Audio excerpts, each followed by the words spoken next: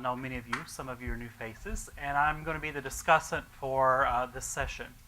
And as Anna said, this is not a traditional discussant role, so I'm going to provide feedback about the general state of youth financial education and what I see and what we see at NEFI as some opportunities for growth and so forth in the field. And I have my cheat notes here. So something that I noticed this morning that's very encouraging is for those of you who are familiar with the Quarter Century Project, something we hosted at NEFI 2 years ago. It's looked at 25 years of research in financial education, research focused, and looked at what we know, what we are learning, and where there are gaps. And the encouraging thing is that a lot of the gaps that were identified in that have been addressed or are being addressed by the research center here and the other centers, and it's very encouraging. So looking at technology, workplace, emerging households, women, evaluation, and so forth as areas for much more research that needs to be done. You know, I've said this before, and many of you have heard me say this, but I do not like either or stances on, especially in education. So we either do it this way or we do it that way. We either do financial education or we don't. And I think the answer is always kind of in between those extremes and in between the real kind of solid lines of black and white and thinking about that. So for me, I'd like to start with the misconceptions about financial education that we have as a field and then that others have looking in. Is number one, that it does not work. You know, we have evidence that financial education and interventions do have impact on students and what they know and what they do later in their life. But the problem is that we don't really understand the context by which the assessments take place. We don't know how long, a lot of times, that the financial education intervention happened. We tend to pour all together semester-long courses and 1-hour interventions as being the same thing. And we try to evaluate them the same way, and that doesn't work. And for me, the fact that there are small gains in what people know and small gains in behavior change is huge, considering how limited the exposure has been to students. And I would put out there that if we had never taught a student math or writing, and then we gave them a 2-hour class on it, and then there were small gains, I would think that would be pretty remarkable, considering. So if you look at it that way. You know, knowledge of teachers is another thing that we're looking at, and you know, what do teachers know? How confident are they? How have they been trained? Are they bringing in their own knowledge, or have they been formally trained and educated? And that has a huge impact on student learning in any subject. And the teacher education literature will show you the same thing, as well as the confidence. You know, if teachers are comfortable with what they're sharing with students, if they're comfortable with their own personal finance situation, or if they at least understand it, then they're going to be better educators, and students are going to have impact from that. And the folks in curriculum and instruction know that. And unfortunately, we do very little collaboration with people from schools of education in this field. And I'd like to see more of that, and we would like at NEFI to see more of that. So looking at low scores, so if you think about national data, what little we know. So the map that was up earlier, I grew up in the bottom quintile state and now live in the top quintile state. So I don't know if that has anything to do with my own experience.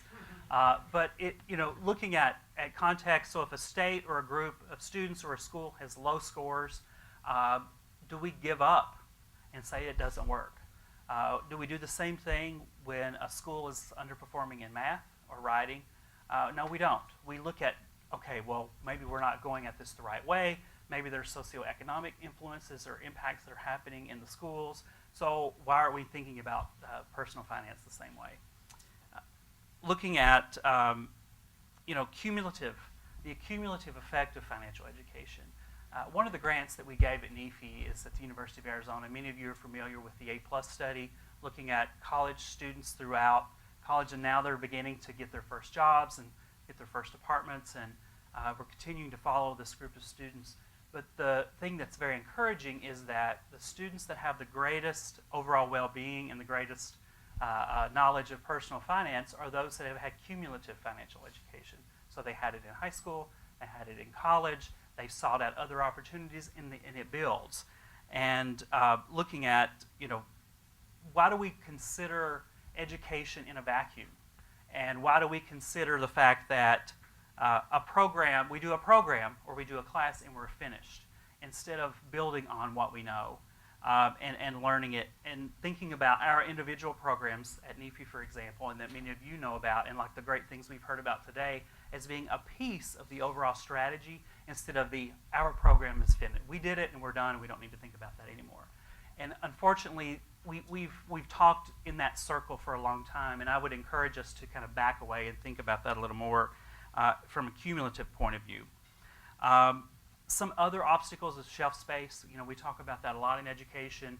I'm a graduate of a college of education, and I never thought I'd be speaking at a school of business, but thinking about the shelf space, there's a lot of competition and very little time in a 6.5-hour day of instruction at a school. And how do we kind of incorporate this? And I personally think Colorado is doing a really good job with this, with their new standards for personal finance. It starts in the preschool, and it goes all the way through 12th grade in social studies and in math. And it's the developmentally appropriate lessons for each age group. And I think that's very encouraging, and I think it's a good model for others to follow. Make sure I'm not forgetting anything. 3 minutes, all right. So, where I think that we can have huge wins in youth financial education, increase the confidence of teachers, and by doing that, you saw what Dorothy's doing and the great work they're doing with pre-service teachers, looking at in-service teachers, improving knowledge and attitudes. Teachers have access, K through 12 teachers have access to 97% of all people ages 5 through 18. And it just makes perfect sense that we start in that venue and help people learn to build and build on cumulative work. I've been doing a lot of work and research with teachers recently and looking at professional development from the venue of teacher as learner, not teacher as look at, hey, this is how you teach this curriculum, but you as learner, you as consumer. And we're finding that 6 months later, behavior has changed dramatically in their own point of view, and I can talk about that another time and get in more insight into that. The other thing is to engage people outside of our world.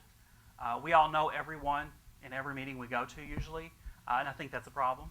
I think we need to have more people involved. We need to have more people that are experts in curriculum and instruction, that are experts in human development, thinking about youth financial education and teaching strategies. We need to engage teachers. We need to ask teachers.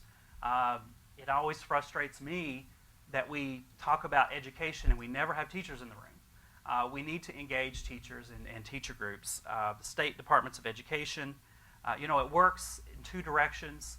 It starts from the top, and it also starts from best practices in the classroom. And hopefully those two directions meet in the middle, and that has the most success for students in the college and in the K through 12 area. Advocating for cumulative education, the one and done doesn't work. The one and done has little impact, so let's build on that as a piece of the overall strategy for cumulative education. Legitimize the content by giving it shelf space, by assessing it, and doing it that way. Engaging parents by ways of doing that, and we do that by bringing teachers to the table, teacher unions, and those that are involved with parent-teacher organizations. And then, I'll conclude and stop at, think about youth financial education and that for young adults, that, we learn by being in relationship with other people. We learn by thinking about our own context and having more discussion around the topic from various points of view. I think will do nothing but strengthen the field, and knowing the strengths that we have in this room, but also depending on what other people may already know in the research community.